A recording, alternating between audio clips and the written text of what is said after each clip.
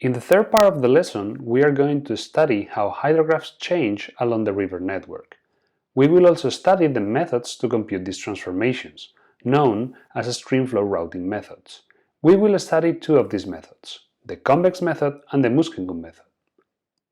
Hydrographs change as they travel along the river network. The main effect is a reduction of the peak and a delay of the peak larger than the travel time between locations. Let us imagine that at a given location, that will be our origin of distances and would then be called kilometer zero, we have some response hydrograph. It would be characterized by a peak discharge, around 190 cubic meters per second in this case, and by the location of the peak in time. If we go 25 kilometers down the river network, we will measure a hydrograph that, as shown in the plot, is different from the original one. As we are downstream of the original location, it is clear that the water that we are measuring in the hydrograph is the same. However, it is distributed differently over time. We can see that the peak has reduced, being currently at about 140 cubic meters per second. The falling limb is also less pronounced with a smoother decrease. The peak also happens later. Going down even farther along the river network, we see that the peak continues to decrease. At 50 kilometers from the original location, the peak is about 120 cubic meters per second, and the falling limb even less pronounced. This effect continues as we go down along the river network, with diminishing reductions of the discharge at the peak and increasing delays at the occurrence of the peak. If we plot all the hydrographs together, we can compare the shapes of the hydrographs and clearly observe the reductions of the peak, marked by gray arrows, and the delays of the peak, marked by dashed lines. It is clear that the peak goes down more pronouncedly at the beginning and less as we travel along the river network. The delays show the opposite behavior. It is minimum at the beginning and it increases as we travel along the river network. Hydrograph change along the river network reduces the peak discharge at the expense of increasing the time that discharges close to the peak are observed. Indeed, if you observe the hydrograph at the initial location, the peak is sharp and short, while the peak at kilometer 150 is broad and long-lasting. Streamflow routing is a computational procedure for modeling the hydrograph change process as it travels along the river network. It takes an input hydrograph at the origin and computes the hydrograph at any point downstream of it. Sometimes the lateral input hydrographs may be included in the analysis, although it is not normally the case. Streamflow routing is a simplified way to account for the hydraulic processes that drive this change.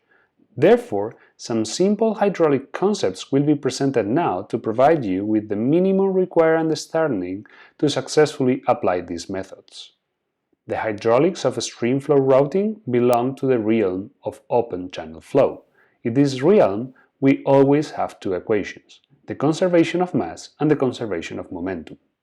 When applying the conservation of mass to a channel or river section, we can write that the discharge Q equals the product of velocity, capital U, depth of the section, capital Y, and width of the section, capital B, or equivalently, the product of velocity and cross-section area, capital A. If we analyze the conservation of mass over a portion of a stream, we find that it is controlled by the equation on the screen, where the rate of lateral inflow, Q sub L, minus the derivative of the discharge along the river, equals the rate of change of the cross-section area over time. In quasi-steady conditions, which are normally found in nature due to the slow rates of change, the previous equation can be simplified, eliminating the time-dependent part. Under these conditions, the rate of lateral inflow equals the increase of discharge along the river. That is, the more water we receive through the sides, the more water the river will carry. With respect to the conservation of momentum, we usually rely on the use of the equations of motion provided by Chessy or by Manning. These are empirical relations that allow us to determine the velocity of an open channel flow when we know the hydraulic radius and the slope of the flow, plus a property of the channel that measures the friction, which is given by the Chessy coefficient, capital C, or by the Manning coefficient, n.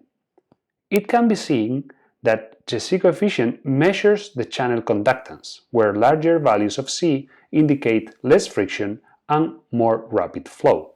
However, Manning coefficient works as a resistance coefficient, where larger values of n indicate more friction and less rapid flow. The hydraulic radius is the ratio between the area of the cross-section divided by the wet perimeter. It measures the amount of room the water has to move, the area, relative to the length over which friction works, the wet perimeter. For two sections having the same area, the same room for the water to move, a section with a smaller wet perimeter will allow faster flow, as friction forces will have a lesser effect. You need to think that this effect is related to how far is water from the boundaries. The farther away, the lesser effect those boundaries have on the water and the quicker the water can get. In the example, you can see that in the upper channel there is an area in the middle of the upper part of the cross-section that is more than 2 meters away from the boundaries. Under these conditions, the boundary will find it difficult to generate friction on that water. In the lower channel, however, it is impossible to be 2 meters away from any boundary. Therefore, friction is going to slow down the flow much more easily. There is still one ingredient missing from completing the picture. Although we have already presented the equations for water movement, a hydrograph has a more complex behavior than the water molecules that compose it, as we saw at the beginning of the lesson. Indeed, a hydrograph travels the river network as if it was a wave. This wave moves forward at a celerity equal to u sub f. In order to determine this velocity, we have an equation in which we need to express the discharge, capital Q, as a function of the water depth, capital Y. To generate such an equation, we can combine the mass conservation equation at the section and the Manning equation, obtaining the equation on the lower part of the screen. Now, deriving this equation, we obtain the expression for U sub f, which results to be equal to 5/3 times the velocity of the water, capital U.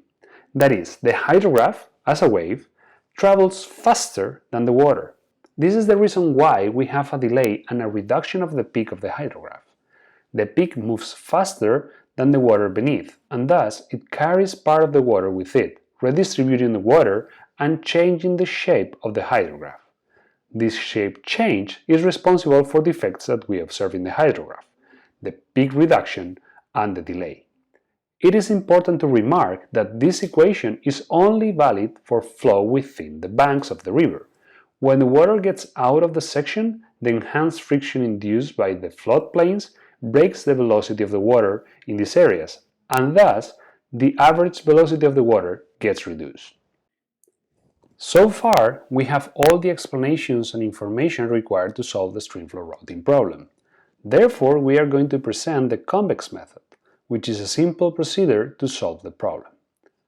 We need to know the length of the stream that we are considering, capital L, the slope of the stream, capital S, the width of the section, capital B, which we assume is a rectangular section, and the value of the resistance of the section, N.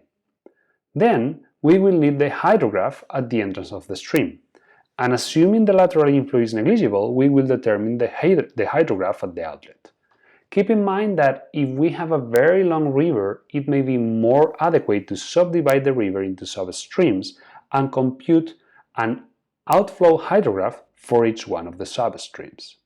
The convex method assumes the stream is a controlled volume over which we can apply the conservation of mass. Inflow rate minus outflow rate equals the rate of water accumulation within the stream. The specific characteristic of the convex method is that it assumes that the stream behaves as a linear reservoir, for which outflow is directly proportional to water stored within the stream. This constant of proportionality, capital K, is the response time of the reservoir, that in this case is the time that it takes the floating wave to travel the length of the stream, that is, capital K equals L over U sub f. Now, we approximate the derivatives by means of finite differences. where inflow and outflow rates are taken at time I, while storage is computed for times I and I plus 1. Between time I and time I plus 1, there is a temporal gap equal to delta t. We can relate storage to discharge, as we have previously seen, and substitute into the finite difference expression. This way, we eliminate the storage from the expression, that is now only a function of inflow and outflow. Rearranging terms, we arrive at the final expression of the convex method, where the outflow rate at time I plus 1 equals a coefficient, Cx, multiplied by the inflow at time I, plus 1 minus the previous coefficient, multiplied by the outflow at time I, where Cx equals delta t over k. It is important to note that in the convex method, the outflow at any given time is a function of the inflow and outflow at the previous time. In order to apply the convex method, we proceed as follows. We take the peak of the hydrograph, QPK, and we multiply it by 0.75. That is, we are going to consider a discharge equal to the 75% of the peak discharge. Making use of the equation shown before, we compute the value of water depth, capital Y, for that discharge. And with that water depth, we compute the associated velocity, capital U. Once we have the velocity, we can compute the velocity of the flood wave, which is 5/3 of capital U, and from there we can compute K. The only free parameter is delta T, which should be around half the value for K. For instance, if K takes a value of 0.532 hours, a good value for delta T would be 0.25. Or if K equals 0.772, delta T could be taken equal to 0.4 or 0.5. The Muskingum method is very similar to the convex method. It is based on the same principles. Indeed, it also makes use of the mass conservation equation, but it makes a slightly different assumption with respect to storage. In the Muskingum method, storage is assumed to depend not only on outflow, but also on inflow, through parameter k, which has the same meaning as before, and a new parameter, capital X, which ranges from 0 to 0.5, for which we will provide further constraints soon. If we operate with the new shape of the storage relation, we reach a new update equation like the one shown in the slide. In this case, the outflow at time I plus 1 is a combination of the inflow at time I plus 1 plus the inflow and the outflow at time I, each term multiplied by a constant that is a function of parameters k and x and of delta t, which should be chosen in a way similar to the one followed for the convex method. In order for the Muskingum method to be stable, parameters delta t, k, and x must be within the acceptable region, which is the area shaded in the figure. The value of x can be accurately determined by experimentation, but in many places we won't have enough information to properly determine its value. In these cases, a value of 0.3 is normally taken. We have seen in this lesson that hydrographs change their shape as they travel through the river network, and that streamflow routing is the generic name for a series of methods that allow to quantify this change. The convex method, as well as Muskingum's method, are two streamflow routing methods, the latter widely used for hydrologic engineering applications. We have finished with the third part of the lesson. In the next part, which is the last part, we will cover rainfall runoff modeling.